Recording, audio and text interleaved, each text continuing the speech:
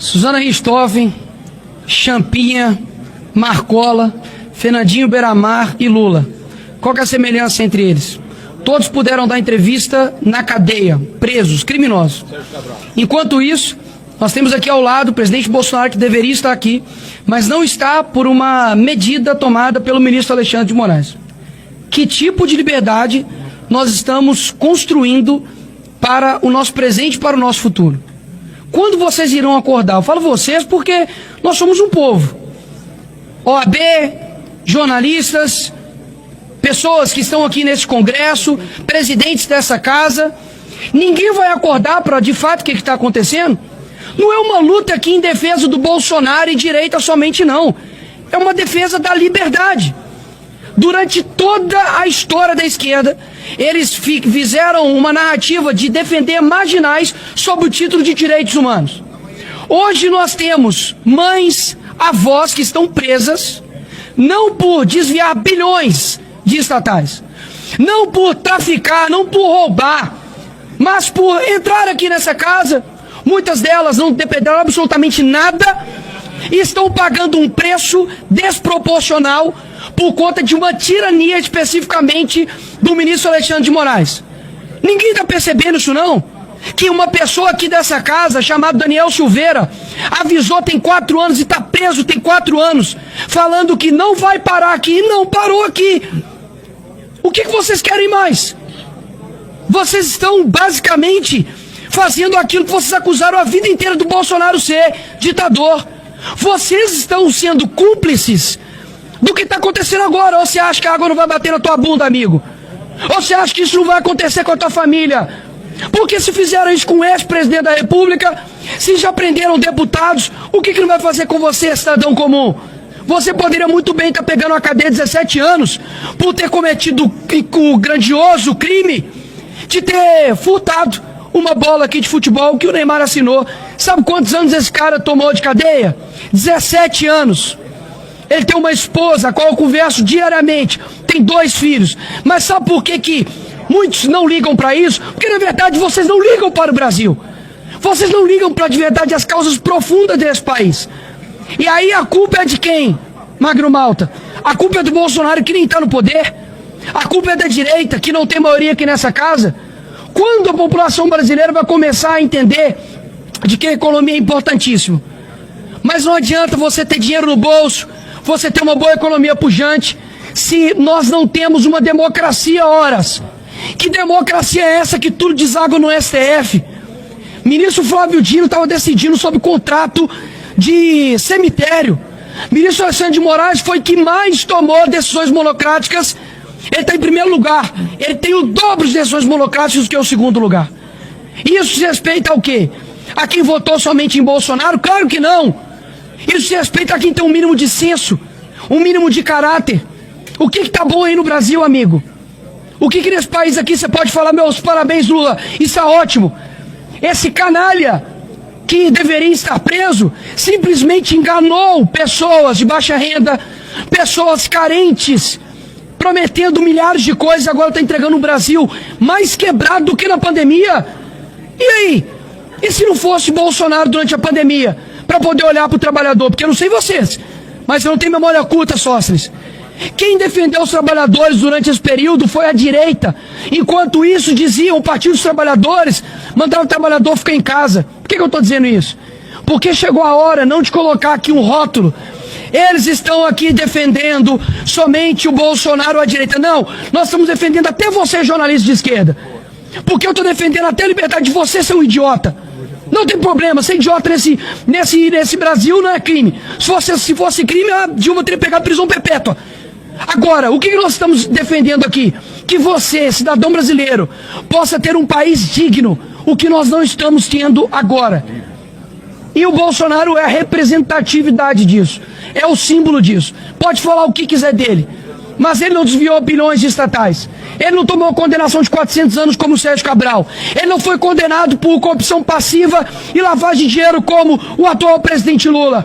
Ele, enquanto presidente, negociou com a Rússia, negociou com os Estados Unidos. Enquanto isso, o bandido do presidente Lula, que falava antes das eleições que resolveria uma guerra com uma conversa de bar e uma cerveja, agora está querendo botar a culpa de tudo que está acontecendo economicamente no Brasil nas costas de quem nem está mais no comando desse país. A minha preocupação não é com eleições somente. A minha preocupação chama-se gerações. O que nós vamos fazer agora vai ecoar por toda a eternidade. A decisão que você está tomando agora de ficar ao lado certo ou ficar ao lado errado, você vai ser cobrado por isso. Porque no fim das contas, todo mundo aqui tem uma família, todo mundo aqui quer um Brasil seguro, quer um Brasil com saúde, quer um Brasil com educação. Agora eu te pergunto, ano que vem, 18 anos de poder do PT, você vai continuar tomando as mesmas medidas esperando um resultado diferente? Você acha que eu estou aqui simplesmente para poder bater o dedo aqui e ganhar voto? Claro que não. Todo mundo aqui está por algo maior do que ele mesmo. Todo mundo aqui está com um processo nas costas, pode ser preso, não por corrupção, não por rachadinha, não por desviar milhões de reais, mas por falar a verdade. E aí, eu pergunto, qual que vai ser a decisão da população brasileira? Ficar amedrontado de não ir para as ruas ou enfrentar um covarde? Ele não tem legitimidade. Quem tem legitimidade, quem teve voto foi essa casa.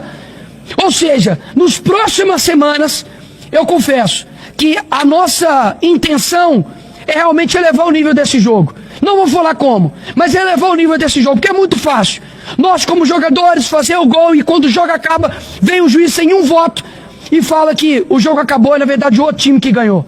É muito fácil governar dessa forma, diluindo, extinguindo a oposição. Que o Brasil hoje entenda que o que a gente vai fazer agora vai definir os próximos 20, 30 anos do nosso país chamado Brasil. E aqui eu falo por mim, pelas crianças, pelos adolescentes, por muitos que saíram às ruas no Brasil para poder tirar uma também que fazia parte desse consórcio, que está com seu coração verde e amarelo e não desistiu desse Brasil, porque o Brasil não é deles, esse Brasil é nosso. Decidimos que a pauta do Senado será o impeachment do senhor ministro do Supremo Tribunal, Alexandre de Moraes. Será a pauta que a oposição vai trabalhar nos próximos dias. Foi por culpa dele que nós estamos sendo tarifados. Todas as decisões dele já estão comprovadas que violaram direitos humanos.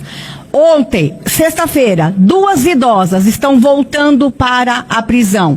Uma de 71 anos de idade e outra de 74 anos de idade. É ou não é violação de direitos humanos? Como é que o mundo está vendo as decisões do ministro Alexandre? Nós tivemos uma mãe, uma esposa, que teve o seu salário congelado. O marido foi condenado e ele congela o salário da esposa para que os filhos não tenham alimentos. Crianças com menos de 10 anos. É ou não é violação de direitos humanos? O Senado entende que as decisões do ministro Alexandre provocaram perplexidade em todo o mundo. O mundo inteiro está olhando, que está havendo uma violação de direitos humanos jamais visto na história do Brasil na última república. Então o Senado decide que a pauta única da oposição será a votação imediata do impeachment do ministro Alexandre de Moraes, para que assim possamos salvar a economia do Brasil e para que a nação possa ter aí um sossego nos próximos anos. Por quê? A culpa de tudo, com certeza, é Alexandre de Moraes e presidente Lula. Eu gostaria de chamar a atenção desse momento, porque ele é muito importante. E os senhores senadores que estão longe, mas a minha fala tem direção para suas famílias, para eles, porque esse é um momento de se redimir. Redimir diante da omissão, do medo, da covardia do Senado da República. Desde o meu primeiro mandato, eu denunciava aquilo que chamava de ativismo judicial. Eles se calaram, se omitiram. Se hoje existe um monstro chamado Alexandre de Moraes, a culpa é do Senado. Alexandre de Moraes é um estelionato, é uma falsidade ideológica, é uma mentira, e o Senado da República o sabatinou. O Senado da República ouviu o que ele disse e isso está gravado. O Senado da República o recomendou no plenário e não tem forças. Deixou que esse monstro, que os seus tentáculos fossem tomando contornos que nós não podemos calcular.